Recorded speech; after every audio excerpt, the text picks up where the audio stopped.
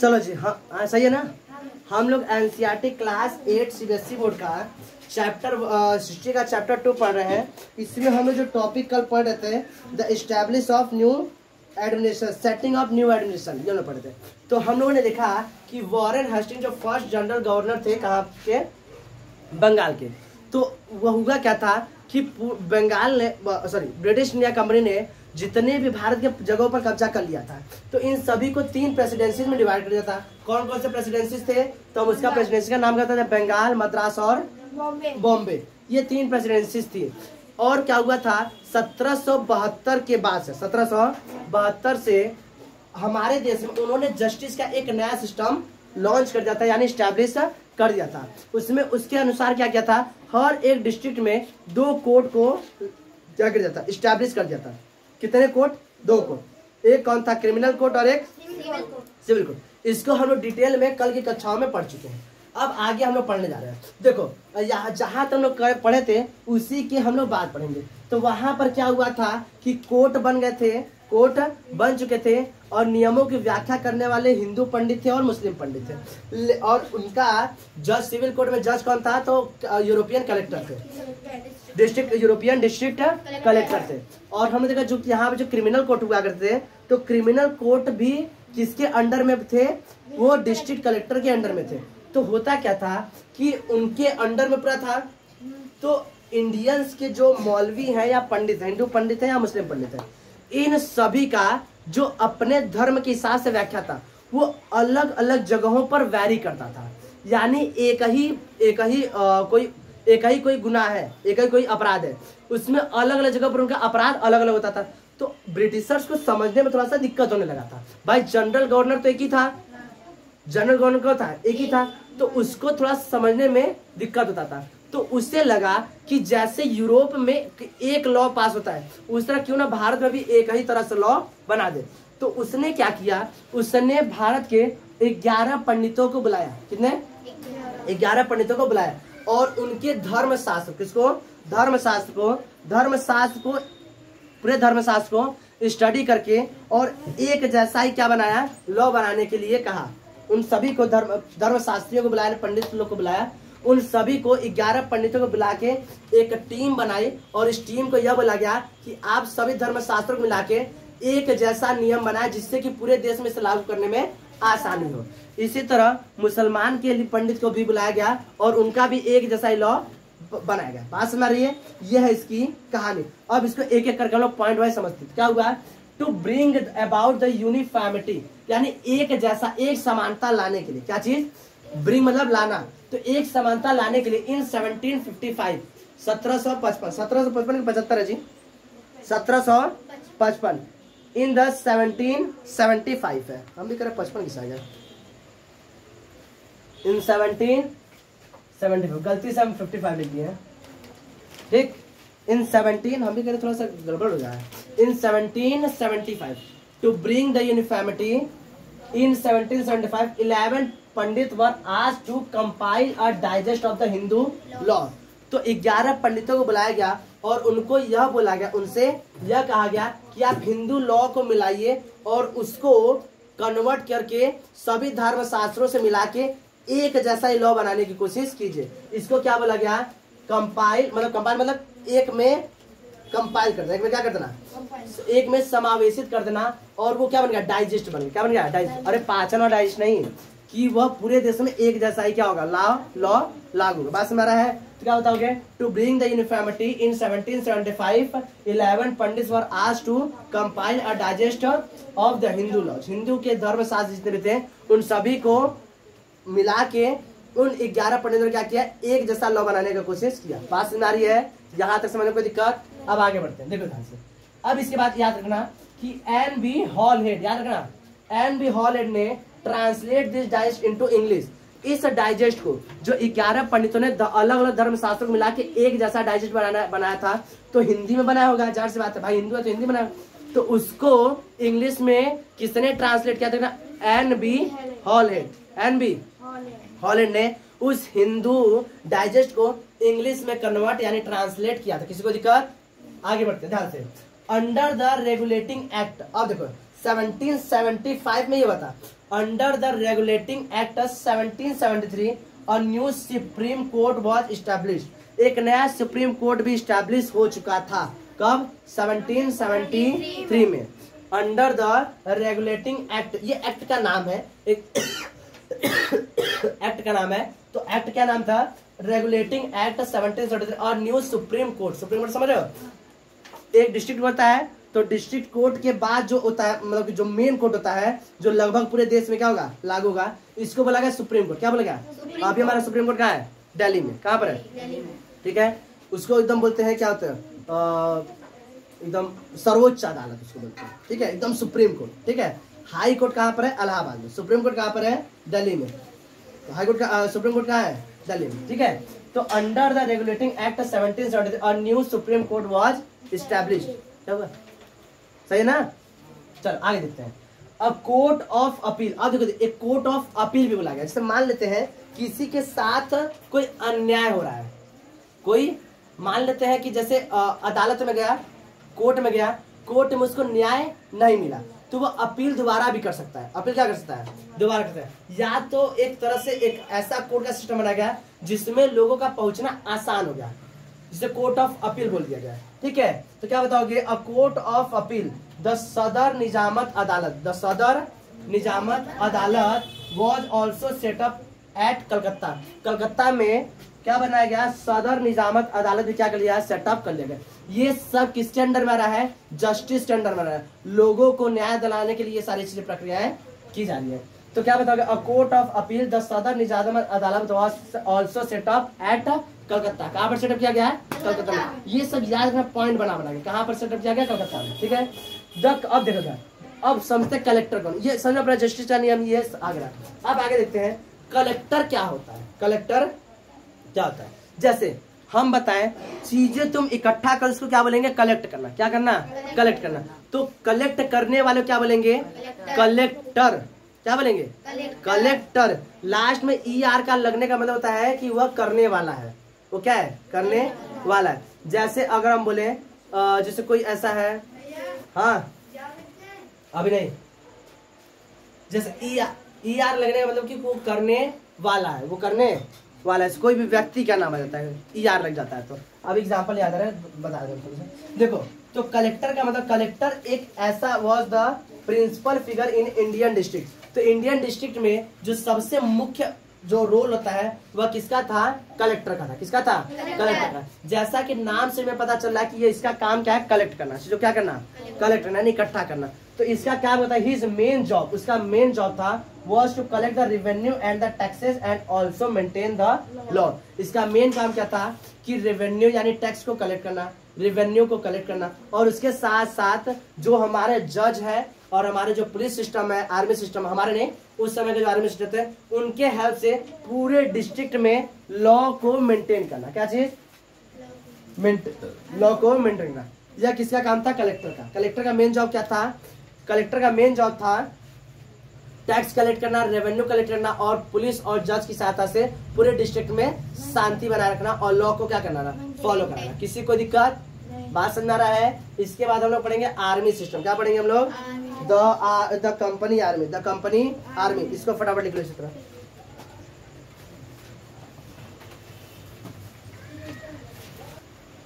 चलो आगे हम लोग पढ़ते हैं द ब्रिटिश क्या है? The company army. अगला हम लोग क्या पढ़ेंगे? द कंपनी आर्मी, यानी कि जो ब्रिटिश इंडिया कंपनी है उनका आर्मी फोर्स, उसको हमें देखना है।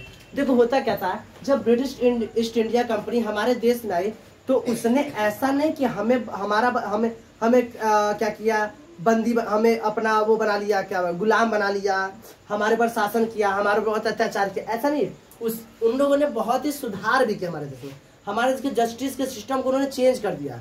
हमारे देश में बहुत से ऐसे प्रथाएं थी, जैसे सती प्रथा हुआ, तो सती प्रथा को उन्होंने बंद किया। सती प्रथा में क्या होता था ना कि जब किसी का हस्बैंड मर जाता था तो उसकी वाइफ को उसके साथ जिंदा जला दिया जाता था। तो बहुत सी चीजों को उन्होंने क्या किया? सुधार किया। तो इस तरह द कॉलोनियल यानी ब्रिटिश रूल जो था, the colonial rule in India brought in some new idea. तो बहुत से न्यू आइडियाज भी लाए, बहुत से न्यू आइडियाज लाए of the administration and reform. और क्या किया? एडमिनिस्ट्रेशन के बहुत से अलग अलग आइडियाज लाए, उसको रिफॉर्म किया, सही से फिर से सुदृढ़ बनाया, मजबूत बनाया, जो आज भी हम लोग उसको फॉलो करते हैं। ठीक। बट लेकिन होता था क्या, जितने भी जस्टिस सिस्टम लाए, कुछ भी लाए, सारे सिस्टम तब तक फेल थे जब तक कि आर्मी यानी मिलिट्री फोर्स उसमें दखलंदाजी नहीं करती थी। यानी ब्रिटिश ने जितने भी सिस्टम, एडमिनिस्ट्रेटिव के जो नया सिस्टम लाए, जस्टिस के जो नया सिस्टम बनाए, ये सभी सिस्टम आ गए थे, लेकिन अभी भी पूरा का पूरा पावर किसमें था उस समय के मिलिट्री फोर्स में था। किसमें था? मिलिट्री स्टेट था। अभी भी हम लोग का देखो, मान लेते हैं कि कोई भी संसद भवन से कोई भी एक नया रूल बन गया, ठीक, तो रूल बन जाएगा तो क्या सभी लोग उसको फॉलो करेंगे? नहीं फॉलो करेंगे, जब तक पुलिस वाले डंडा लेके पीटना ना शुरू कर दे। बात हो रहा है? अभी भी नियम बना हुआ कि हम लोग को वाहन चलाना तो हेलमेट लगा के चलाना है, लेकिन तुम देखोगे रोड पर सभी लोग हेलमेट लगा के नहीं चलाते हैं। जब पुलिस लगती है चालान काटने, तब क्या होती है, वहां पर सब लोग हेलमेट लगा के चल रहे थे। यही चीजें थी उस समय भी। क्या बोलता है कि द कॉलोनियल रूल था, इंडिया में बहुत से चीजें नए नए आइडियाज लाए एडमिनिस्ट्रेशन के, लेकिन अभी भी उनका पूरा का पूरा स्ट्रेंथ यानी पावर किसमें था? मिलिट्री स्ट्रेंथ में ही था। बात समझ रहा है? क्यों ये समझ में आया? क्योंकि रूल तो बन जाएगा, सही बात है, लेकिन फॉलो कौन कराएगा? पुलिस जब तक डंडा लेके नहीं पीटेगी कोई रूल फॉलो नहीं करेगी। इसलिए पूरा का पूरा पावर अभी भी किसमें है? मिलिट्री। और ये मिलिट्री स्ट्रेंथ अंग्रेजों के आने से पहले भी था और अंग्रेजों के जाने के बाद भी। बात समझ रहा है? ये पहले थी, भले उन्होंने अलग अलग रिफॉर्म किए, एडमिनिस्ट्रेटिव सिस्टम को लॉन्च किया, लेकिन अभी भी पावर किसके अंडर में थी? मिलिट्री स्ट्रेंथ के अंडर में ही थी। ये बात समझ आई? और मिलिट्री स्ट्रेंथ अंग्रेजों के आने से पहले भी था। ये बात से क्लियर हुई? आगे समझते हैं। देखो, the Mughal army was mainly composed of cavalry and infantry. जो मुगल थे, मुगल के आर्मी में मेन कौन से लोग थे? तो मेन जो थे घुड़सवार, कैवलरी यानी घुड़सवार, कैवलरी मतलब घुड़सवार यानी ऐसे सिपाही जो घोड़े पर बैठ के युद्ध करते थे, और ऐसे कुछ जो आर्मी फोर्स हो जो पैदल, जिसको बोलते हैं पैदल सिपाही, इन्फेंट्री मतलब पैदल सिपाही। तो मुगल के सेना में अधिक मतलब कि किसका मेन कौन था? तो घुड़सवार वाली सेना और पैदल वाली सेना। उसमें से उनका जो मेन पावर था मुगल की सेना का, वो था घुड़सवारों की सेना। कौन था? घुड़सवारों की सेना। सबसे ज्यादा अगर कोई सेना मरता था तो पैदल सेना वाले ही मरते थे। इसलिए जब मुगल शासक किसी को जब जीतते थे ना, तो जब उसकी सेना को जब भाई जीत गए तो उसकी सेना को सब थोड़े मर जाते थे। तो जो सेना में उनको बचते थे ना, तो उनको अपने सेना में क्या करते थे? सिपाही, पैदल वाले सिपाही भेज देते थे। क्योंकि सबसे ज्यादा मरता कौन था? पैदल वाले सिपाही। और घुड़सवार थोड़े से कम मरते। घुड़सवार घोड़े बैठ रहे हैं, हनन हनन करके चल रहे हैं, तो मेन कौन था? घुड़सवार वाली सेना। इसके अलावा हम लोग देखे थे कि जब भी होता था, युद्ध होता था, तो उसमें जो बड़े बड़े जमींदार होते थे वो लोग अपनी सेना रखते थे, टुकड़ियां रखते थे। याद है मीर कासिम इस तरह हुआ था ना, मीर जाफर मीर कासिम, याद है? तो सभी जमींदार या कुछ जो बड़े लोग हैं, ये लोग अपनी एक छोटी छोटी क्या रखते थे? सेना रखते थे। जरूरत पड़ने पर ये लोग राजाओं क्या करते? अपनी अपनी सेना प्रोवाइड करते। ये कैसे सेना रहते थे? पैदल भी हो सकते थे, धनुष चलाने वाले भी हो सकते, किसी प्रकार की सेना हो सकती है, उससे कोई दिक्कत नहीं है। बात समझ रहा है? तो यह सभी सेना उनमें क्या करते थे? भर्ती करते थे। अब क्या हुआ? तो जैसे जैसे समय बढ़ता गया, तो उस समय मुगल के शासन में कौन मेन सेना था? तो घुड़सवार यानी कैवलरी सिस्टम। लेकिन द ब्रिटिश कंपनी, अब देखो रिक्रूटमेंट जब होता था तो इसी तरह सेना को क्या करते थे? भरते थे। सेना भर्ती, रिक्रूटमेंट मतलब सेना की भर्ती कराना। जब ब्रिटिश ईस्ट इंडिया कंपनी ने अपनी मिलिट्री बनाने के लिए जब सेना की भर्ती स्टार्ट किया, तो उसने भी मुगल की जो तरीका था, आइडिया था, उसी को ही अडॉप्ट किया। यानी सेना को भर्ती, भाई घुड़सवार भी आओ, भाई पैदल वाले भी आओ। यही स्टेप क्या फॉलो किया? क्या बताओगे? The British company adopted the same method for its army. उसने अपनी आर्मी बनाने के लिए सेम मेथड किया जैसे मुगल में था। मुगल में भी घुड़सवार और पैदल, इसने भी क्या किया? घुड़सवार और पैदल। लेकिन क्या हो गया? When it began recruitment for the own army, जब अपनी आर्मी बनाने के, which came to be known as सिपाही, तो इसमें जो पैदल सेना भरता गया, जो भर्ती करता गया सेनाओं को, उनको क्या बना? जो सेनाओं को भर्ती किया उनको क्या बोला गया? सिपाही। सिपाही एक सिपाही शब्द का इंग्लिश रूपांतरण है। सिपाही हम लोग हिंदी बोलते थे, उसी को लोग क्या बोला गया? सिपाही बोला गया। अब देखो यहाँ पर क्या हुआ? एज वॉरफेयर टेक्नोलॉजी चेंज, जैसे जैसे युद्ध के लड़ने के हथियारों में बदलाव आते गए, वॉरफेयर टेक्नोलॉजी में जैसे जैसे परिवर्तन होते गए, चेंज होते गए, 1820s में 1820 में नहीं, 1820 यानी 1811 से लेकर 1820 तक जब युद्ध गए, इस दौरान कैवलरी रिक्रूटमेंट यानी जो घोड़सवार सैनिक थे उनका दाखिला, उनका भर्ती कम होने लगा। क्या होने लगा? कम होने लगा। इसका कारण यह था क्योंकि ब्रिटिश ईस्ट इंडिया कंपनी का कब्जा बस केवल न भारत में था, उसके साथ साथ याद हम लोग अफगानिस्तान में भी था, पाकिस्तान में भी था, इसके साथ वो बर्मा में भी युद्ध, बर्मा जिसका नाम अब म्यांमार है, जिसका नाम अब म्यांमार है, हमारे भारत के पूर्व देश में, हमारे भारत का पड़ोसी है पूर्व देश में, बस मेरा पूर्व देश में मैप लगा हुआ, पूर्व पड़ोसी, हमारा पूर्वी पड़ोसी। यहाँ पर भी भारत ब्रिटिश का क्या था? रूल था। अब जब एक देश से दूसरे देश में भेजना होता था तो घुड़सवार को घोड़ा के साथ गाड़ी में बैठा के भेजे, जाओ घोड़ा के साथ जाओ, दिक्कत होता था। बस में भर के वो लोग क्या कहते हैं, बस में भर के या इक्का में भर के या क्या होता था बैलगाड़ी में भर के पैदल सिपाहियों को भेजा जाता था। किसको? पैदल सिपाही को। क्योंकि उस समय हमारे लड़ने का हथियार क्या हो चुके थे, हमारे मतलब अंग्रेजों के लड़ने का हथियार बदल चुके थे। उस समय वो लोग क्या करते थे, किस प्रकार के बंदूक का इस्तेमाल करते थे, तो वो लोग कहा गया, तो उस समय एक मस्केट्स और मैच लॉक्स, इस तरह के नए नए बंदूक है। मस्केट्स क्या होता था? एक तोड़ने वाला बंदूक रहता था। क्या होता था?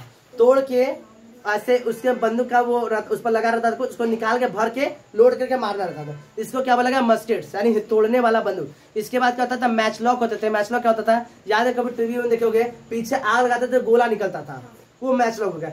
इन सभी चीजों का जब आविष्कार हो गया तो अब घोड़ा लगा के थोड़ी ना तो हम बंदूक मारेंगे, बात में रहे, घोड़ा पर लगा के तोड़ेंगे रखेंगे। तो अब पैदल सिपाहियों की भर्ती ज्यादा होने लगी। कंधे बंदूक लेकर चल रहे, लब से तोड़ रहे, बंदूक गोली भर रहे, थाए, फिर भर रहे, ठाए। तो इस तरह से होता था। वो लोग भी बहुत सिस्टम बना के चलते थे।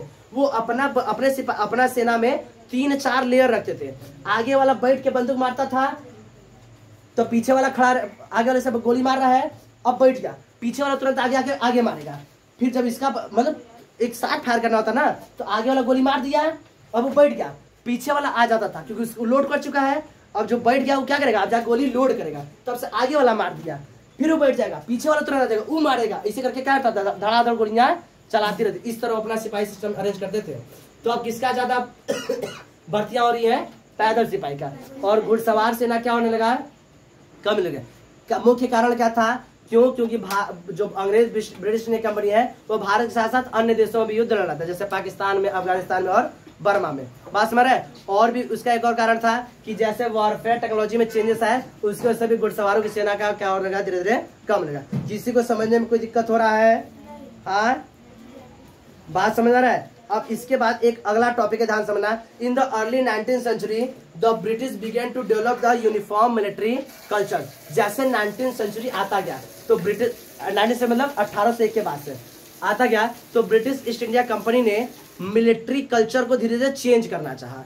क्योंकि होता क्या था, हमारे देश में जातिवाद की समस्या शुरू से है। हम लोग ऊंची जात, नीची जात, गरीब आदमी, अमीर आदमी का समस्या आज से नहीं, वो स्टार्टिंग से है। तो ये सिस्टम अंग्रेजों ने देखा कि ये सिस्टम थोड़ा सा गड़बड़ हो रहा है, उनके मिलिट्री कल्चर में नहीं आ रहा है। भाई उनको क्या मतलब है कि तुम किस जाति को, तुम मेरे लिए बस युद्ध लड़ो, मेरे लिए क्या करो? युद्ध लड़ो। एक मिनट रुक जाओ, ठीक। तो जैसे 19th सेंचुरी स्टार्ट होता है तो ब्रिटिश इंडिया कंपनी क्या करती है? अपनी आर्मी को जब डेवलप कर लेती है तो आर्मी के पूरी आर्मी को, इंडियन आर्मी को, जो भारत की जो सेना थी, उन सभी को यूरोपियन कल्चर के अकॉर्डिंग क्या होती है? ट्रेनिंग देने लगती है। अब जो भारतीय जो सैनिक थे, जो भारतीय सैनिक थे, उनका जो एक तरह से देखा जाए दिनचर्या, उनका जो डेली लाइफ का रूटीन था वो पहले से बहुत ज्यादा क्या हो गया? फिक्स्ड हो गया। एकदम कैसा हो गया? मतलब एकदम फिक्स्ड लाइफ हो गया। मतलब समय से खाना है, समय से रहना है, समय से जाना है, समय से जाना है, एकदम डेली रूटीन कैसा हो गया? फिक्स्ड हो गया।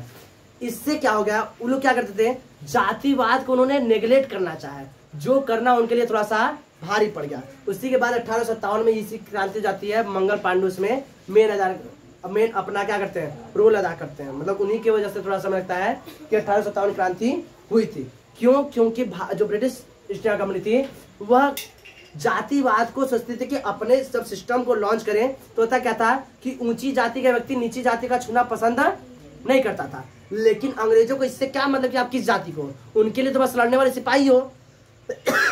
इसलिए वो पूरे सिस्टम को यूरोपियन सिस्टम में ढालने की कोशिश कर रही थी, जो कभी कभी तो हो जाता था, लेकिन कभी कभार इसमें समस्याएं भी आने लगी। क्यों? क्योंकि कभी भी भारतीय अपने जाति को भूल के आगे नहीं बढ़ते थे। वो आर्मी में सिपाही तो बन गए हैं, लेकिन अपनी जाति को छोड़ना नहीं चाहते थे, इसलिए अंग्रेजों को यह कदम थोड़ा सा भारी पड़ गया और इसी की वजह से 1857 की क्रांति हो जाती है, जो हम लोग आगे जाके आगे चैप्टर पढ़ेंगे। 2-3 कारण रहते हैं, वो आगे पढ़ेंगे। इसके बाद हमारा जो नेक्स्ट टॉपिक है कंक्लूजन। कंक्लूजन में भी यहीं पे सुन लो, थोड़ा सा इसी वीडियो में क्लियर करते हैं। कंक्लूजन में क्या होता है कि भारतीय जो ब्रिटिश इंडिया कंपनी है वह स्टार्टिंग में किस लिए आए थे, तो ब्रिटिश इंडिया कंपनी स्टार्टिंग में क्या आए थे, ट्रेड करने के लिए आई थी, ट्रेड करने आई थी। लेकिन धीरे धीरे वह भारत के लगभग 63%, 50% ऊपर 63% भूभाग पर ब्रिटिश इंडिया कंपनी का क्या हो गया, कब्जा हो गया। और लगभग 78%, कितना, 78%, 63% भूभाग पर ब्रिटिश इंडिया कंपनी क्या हो गया, कब्जा हो गया है। और लगभग 78% लोगों पर डायरेक्ट या इनडायरेक्ट किसका मतलब कब्जा था, अंग्रेजों का। वो छोटी सी कंपनी आई थी इस देश में क्या करने के लिए, ट्रेड करने के लिए, लेकिन धीरे धीरे करते करते वह भारत के लगभग 63% हिस्सा पर अपना कब्जा जमा ली थी और लगभग 78% लोगों पर क्या कर चुकी थी, मतलब 78% उनके अंडर में गुलाम बन गए थे। शुरू में क्या होता था कि वहां पर थोड़े से कम अंग्रेज आए थे, लेकिन जैसे जैसे स्टीम इंजन का आविष्कार होता गया तो भारत अंग्रेज से यहाँ पर अधिक से अधिक भारत में आने लगे, क्योंकि जहां ऐसे तो पानी के जहाज से, पानी के रास्ते से आने में 6 से 8 महीने लगते थे, लेकिन जब स्टीम इंजन का आविष्कार हो गया तो वह 2 या 3 महीने में वहां से यहाँ पर आ जाते थे।